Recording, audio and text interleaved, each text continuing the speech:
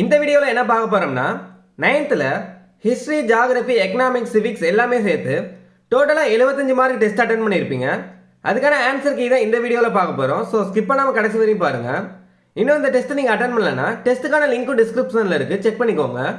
டெலகிராமில் இன்னும் நீங்கள் ஜாயின் பண்ணிக்கோங்க. டெலகிராம் லிங்க்கும் டிஸ்கிரிப்ஷனில் இருக்குது. இந்த டெஸ்ட்டுக்கான கொஸ்டின் பேப்பர் பிடிஎஃப் வித் ஆன்சரோட உங்களுக்கு தேவைப்பட்டுச்சுன்னா டிஸ்கிரிப்ஷனில் வாட்ஸ்அப் நம்பர் இருக்குது. உங்கள் நேம் சொல்லி டெஸ்ட் பேட்ச் பிடிஎஃப்னு டெக்ஸ்ட் பண்ணுங்கள், டீட்டெயில் சொல்கிறோம். ஒரு உண்மையான மக்களாட்சியை 20 பேர் கொண்ட குழுவால் செயல்படுத்த முடியாது. இது கீழ்நிலையில் உள்ள ஒவ்வொரு கிராம மக்களாலும் செயல்படுத்தப்படுவதாகும் என கூறியவர் மகாத்மா காந்தி. உள்ளாட்சி அமைப்பின் அடிப்படை அலகாக சுயாட்சி பெற்ற கிராம குழுக்கள் பண்டைய காலத்தில் இருந்தது என்னும் செய்திகளை கூறும் நூல் அர்த்த சாஸ்திரம். உள்ளாட்சி அமைப்பின் அடிப்படை அலகாக சுயாட்சி பெற்ற கிராம குழுக்கள் பண்டைய காலத்தில் இருந்தது என்னும் செய்திகளை கூறும் நூல் எதுன்னு கேட்டிருக்காங்க. அர்த்த சாஸ்திரம். இந்தியாவில் பொது தேர்தலை நடத்தும் அமைப்பு இந்திய தேர்தல் ஆணையம். இந்தியாவில் பொது தேர்தலை நடத்தும் அமைப்பு எதுனா இந்திய தேர்தல் ஆணையம். கலை, இலக்கியம், அறிவியல் மற்றும் சமூக சேவை ஆகிய துறைகளில் சிறப்பாக சேவை புரிந்த எத்தனை பேரை மாநிலங்களவைக்கு குடியரசுத் தலைவர் நியமனம் செய்கிறார்? 12 பேரை. கலை, இலக்கியம், அறிவியல் மற்றும் சமூக சேவை ஆகிய துறைகளில் சிறப்பாக சேவை புரிந்த எத்தனை பேரை மாநிலங்களவைக்கு குடியரசுத் தலைவர் நியமனம் செய்கிறார்னா 12 பேரை. சுதந்திர இந்தியாவில் மக்களால் தேர்ந்தெடுக்கப்பட்ட முதல் பிரதமர் ஜவஹர்லால் நேரு. பிரதமர் யாரால் தேர்ந்தெடுக்கப்படுகிறார்? மக்களவை உறுப்பினர்களால். ஒருவர் தாம் செலுத்திய வாக்கு சரியானபடி பதிவாகி உள்ளதா என்று தெரிந்து கொள்ளும் வாய்ப்பை தேர்தல் ஆணையம் எப்போது அறிமுகப்படுத்தியது? 2014. ஒருவர் தாம் செலுத்திய வாக்கு சரியானபடி பதிவாகி உள்ளதா என்று தெரிந்து கொள்ளும் வாய்ப்பை தேர்தல் ஆணையம் எப்பொழுது அறிமுகப்படுத்தியதுன்னா 2014. கீழ்கண்டவற்றுள் இரு கட்சி முறை கொண்ட நாடு எதுன்னு கேட்டிருக்காங்க. இரு கட்சி முறை கொண்ட நாடு எதுனா இங்கிலாந்து. இந்திய தேர்தல் ஆணையம் அமைக்க வழிவகை செய்யும் அரசியலமைப்பு பிரிவு 324. இந்திய தேர்தல் ஆணையம் அமைக்க வழிவகை செய்யும் அரசியலமைப்பு பிரிவு எதுனா பிரிவு 324. இந்திய அரசியலமைப்பின் எந்த பகுதி தேர்தல் ஆணையத்தை பற்றி கூறுகிறது? பகுதி 15. இந்திய அரசியலமைப்பின் எந்த பகுதி தேர்தல் ஆணையத்தை பற்றி கூறுகிறதுனா பகுதி 15. நோட்டா முறை அறிமுகப்படுத்தப்பட்ட ஆண்டு 2014. எந்த ஆண்டு அரசியலமைப்பில் அடிப்படை கடமைகள் இணைக்கப்பட்டன? 1976. எந்த ஆண்டு அரசியலமைப்பில் அடிப்படை கடமைகள் இணைக்கப்பட்டன? 1976. மனித உரிமைகள் பாதுகாப்பு சட்டத்தின்படி தேசிய மனித உரிமைகள் ஆணையம் எந்த ஆண்டு அமைக்கப்பட்டது? 1993. அக்டோபர் 12. மனித உரிமைகள் பாதுகாப்பு சட்டத்தின்படி தேசிய மனித உரிமைகள் ஆணையம் எந்த ஆண்டு அமைக்கப்பட்டதுன்னா 1993. அக்டோபர் 12. இலவச மற்றும் கட்டாய கல்வி வழங்க எந்த ஆண்டில் இந்தியா கல்வி உரிமை சட்டத்தை நடைமுறைப்படுத்தியது? 2009. இலவச மற்றும் கட்டாய கல்வி வழங்க எந்த ஆண்டில் இந்தியா கல்வி உரிமை சட்டத்தை நடைமுறைப்படுத்தியதுன்னா 2009. போக்சோ சட்டம் எந்த ஆண்டு ஏற்படுத்தப்பட்டது?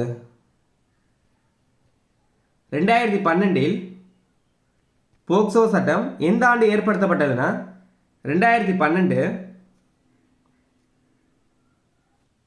தகவல் அறியும் உரிமை சட்டம் இந்தியாவில் எந்த ஆண்டு இயற்றப்பட்டது? 2005 தகவல் அறியும் உரிமை சட்டம் இந்தியாவில் எந்த ஆண்டு இயற்றப்பட்டதுன்னா 2005. நாடாளுமன்ற ஆட்சி முறையின் நிறைகள் என்னன்னு கேட்டிருக்காங்க. பொறுப்பான அரசாங்கம், சர்வாதிகாரத்தை தடுக்கிறது, பரவலான பிரதிநிதித்துவம். இதில் அனைத்துமே சரிதான். ஆப்ஷன் வந்து டி. நாடாளுமன்ற ஆட்சி முறை நிறைகள் கேட்டிருக்காங்க. பொறுப்பான அரசாங்கம், சர்வாதிகாரத்தை தடுக்கிறது, பரவலான பிரதிநிதித்துவம். இதில் அனைத்துமே சரிதான். சட்டம் இயற்றும் அதிகாரம் அரசாங்கத்திடம் எந்த பட்டியலில் உள்ளது? மாநில பட்டியல். சட்டம் இயற்றும் அதிகாரம் அரசாங்கத்திடம் எந்த பட்டியலில் உள்ளதுன்னா மாநில பட்டியலில். நவீன உள்ளாட்சி அமைப்புகளுக்கு அடித்தளமிட்டதால் உள்ளாட்சி அமைப்புகளின் தந்தை என அழைக்கப்பட்டவர்? ரிப்பன் பிரபு.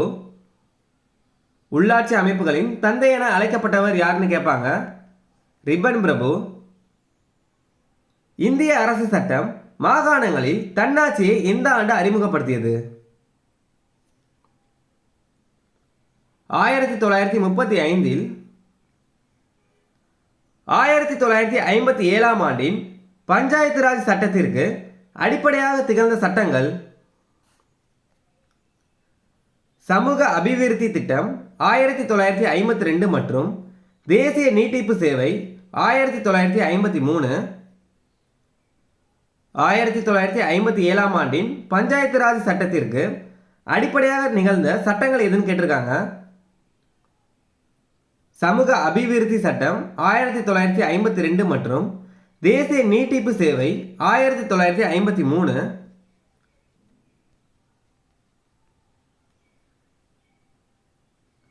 ஆயிரத்தி 1994 தமிழ்நாடு பஞ்சாயத்து ராஜ் சட்டத்தின் சிறப்பம்சங்கள் என்னன்னு கேட்டிருக்காங்க.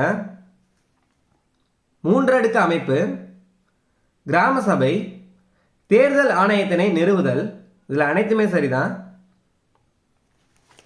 1994 தமிழ்நாடு பஞ்சாயத்து ராஜ் சட்டத்தின் சிறப்பம்சங்கள் என்னன்னு கேட்டிருக்காங்க. 3 அடுக்கு அமைப்பு, கிராம சபை, தேர்தல் ஆணையத்தினை நிறுவுதல். தமிழ்நாடு உள்ளாட்சி அமைப்புகளின் சட்டம் எந்த ஆண்டு நடைமுறைக்கு வந்தது? 1994 தமிழ்நாடு உள்ளாட்சி அமைப்புகளின் சட்டம் எந்த ஆண்டு நடைமுறைக்கு வந்ததுன்னா 1994. எதன் மூலம் உள்ளாட்சி அமைப்புகளில் தமிழ்நாடு ஒரு நீண்ட வரலாற்றினை கொண்டதாக அறியப்படுகிறது? காஞ்சிபுரம் உத்திரமேரூர் கல்வெட்டு. எதன் மூலம் உள்ளாட்சி அமைப்புகளில் தமிழ்நாடு ஒரு நீண்ட வரலாற்றினை கொண்டதாக அறியப்படுகிறதுனா காஞ்சிபுரம் உத்திரமேரூர் கல்வெட்டால். 1985 ஆண்டு திட்டக்குழுவினால் நிறுவப்பட்ட குழு. ஜி.வி.கே. ராவ் குழு. 1985 ஆண்டு திட்டக்குழுவினால் நிறுவப்பட்ட குழு எதுனா ஜி.வி.கே. ராவ் மேத்தா குழு. சூரிய மறைவின் போது பல வண்ணத்தில் காட்சியளிப்பதால் பெண்குதிரை வாள்கள் என்று அழைக்கப்படும் மேகங்கள். கீற்று மேகங்கள். சூரிய மறைவின் போது பல வண்ணத்தில் காட்சியளிப்பதால் பெண்குதிரை வாள்கள் என்று அழைக்கப்படும் மேகங்கள் எதுனா கீற்று மேகங்கள். திடநிலையில் காணப்படும் மழைப்பொழிவு எதுன்னு கேட்டிருக்காங்க. கல்மாரி மலை. திடநிலையில் காணப்படும் மழைப்பொழிவு எதுனா கல்மாரி மலை.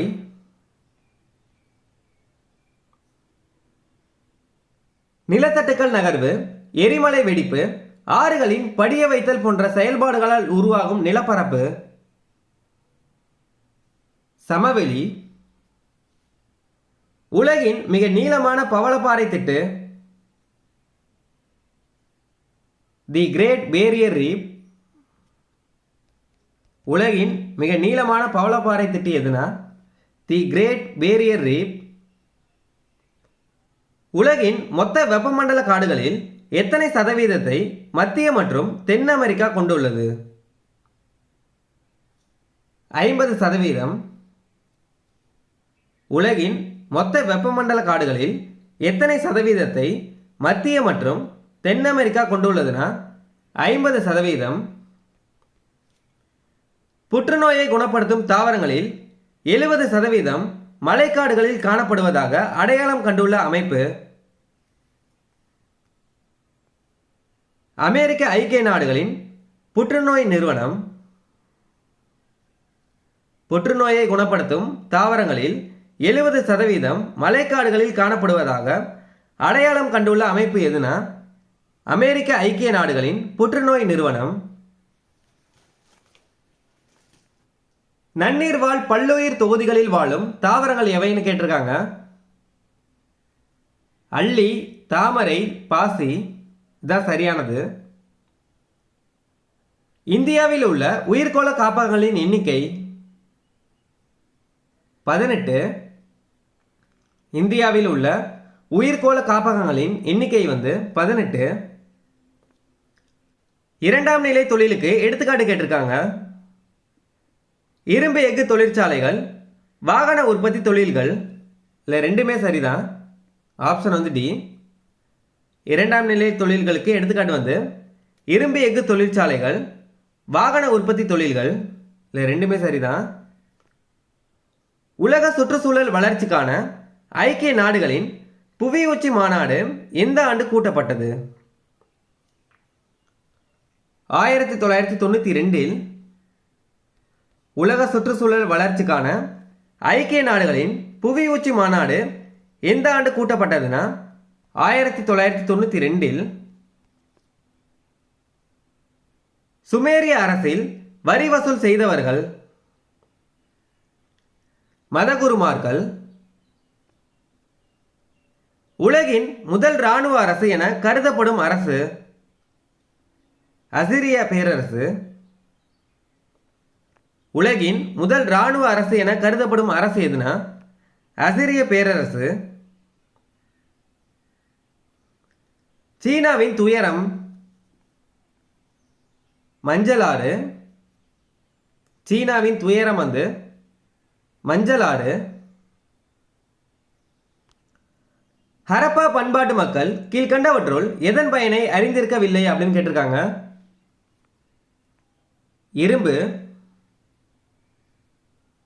சிந்து சமவெளி மக்கள் வணங்கிய மரம்?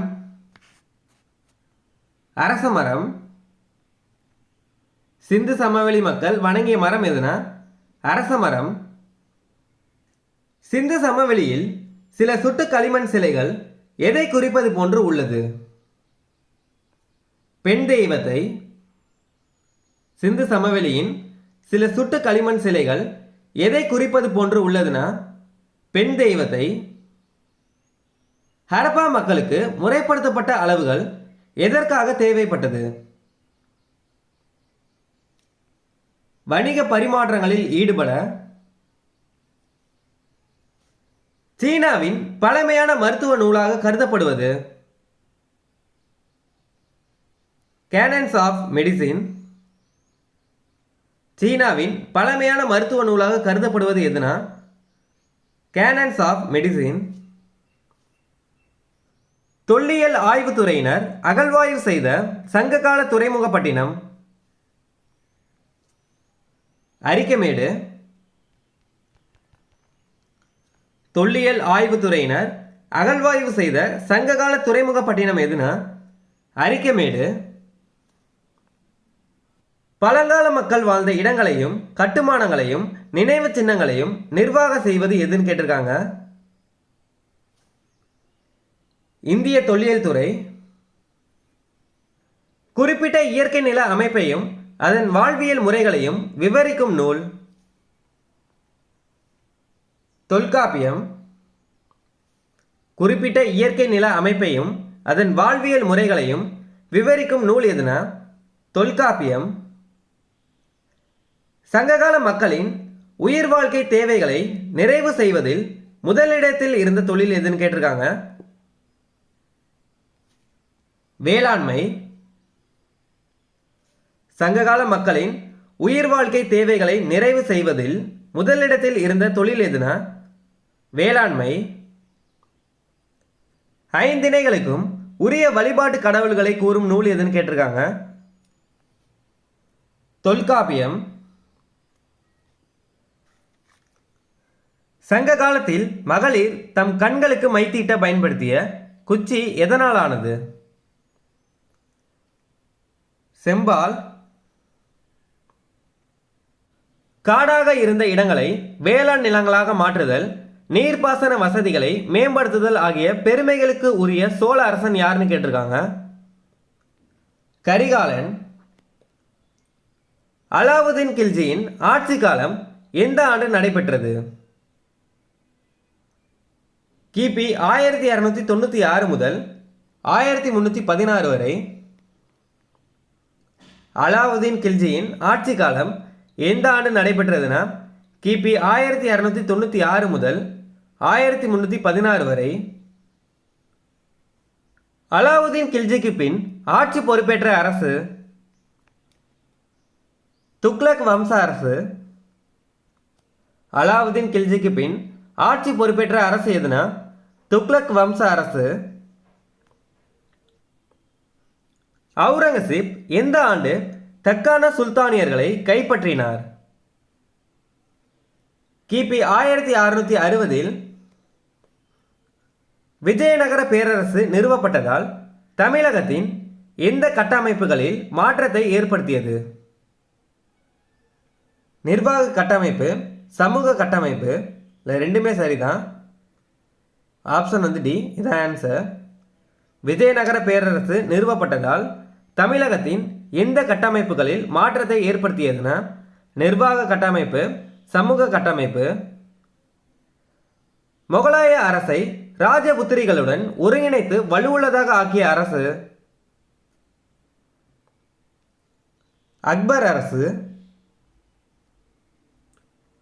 கம்பர் எந்த கோவிலில் தமிழில் இராமாயணத்தை அரங்கேற்றம் செய்தார்? ஸ்ரீரங்கம் கோவிலில். கம்பர் எந்த கோவிலில் தமிழில் இராமாயணத்தை அரங்கேற்றம் செய்தார்னா ஸ்ரீரங்கம் கோவிலில். அழகு மிகுந்த செப்பு சிலைகள் சோழர் காலத்தில் எந்த முறையில் உருவாக்கப்பட்டது? மெழுகு அச்சு முறையில். விஜயநகர அரசு காலத்தில் எந்த நூலுக்கு உரைநூல் எழுதப்பட்டது? சிலப்பதிகாரம், திருக்குறள். இல்லை, ரெண்டுமே சரிதான். ஆப்ஷன் டி, இதான் ஆன்சர். விஜயநகர அரசு காலத்தில் எந்த நூலுக்கு உரைநூல் எழுதப்பட்டதுன்னா சிலப்பதிகாரம், திருக்குறள். கிபி 14ஆம் நூற்றாண்டில் யாரால் டெல்லி பகுதியில் வலைப்பின்னல் கால்வாய்கள் கட்டப்பட்டன? பெரோஸ் துக்ளக்கால்.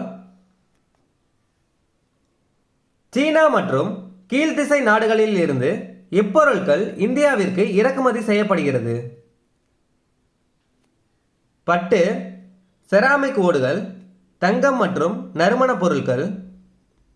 இல்லை, அனைத்துமே சரி, இதான் ஆன்சர். சீனா மற்றும் கீழ்த்திசை நாடுகளில் இருந்து எப்பொருட்கள் இந்தியாவிற்கு இறக்குமதி செய்யப்படுகிறதுனா பட்டு, செராமிக் ஓடுகள், தங்கம் மற்றும் நறுமண பொருட்கள். முத்திரைத்தாள் சட்டம் எந்த ஆண்டு கொண்டு வரப்பட்டது? கிபி 1765 முத்திரைத்தாள் சட்டம் எந்த ஆண்டு கொண்டு வரப்பட்டதுன்னா கிபி 1765. சிந்திக்க தெரிந்த எவனும் சுதந்திரத்தை விரும்ப மாட்டான் என்று கூறியவர் ஜார்ஜ் வாஷிங்டன். முதல் கண்டங்களின் மாநாடு எங்கு கூட்டப்பட்டது? பிலடெல்பியாவில்.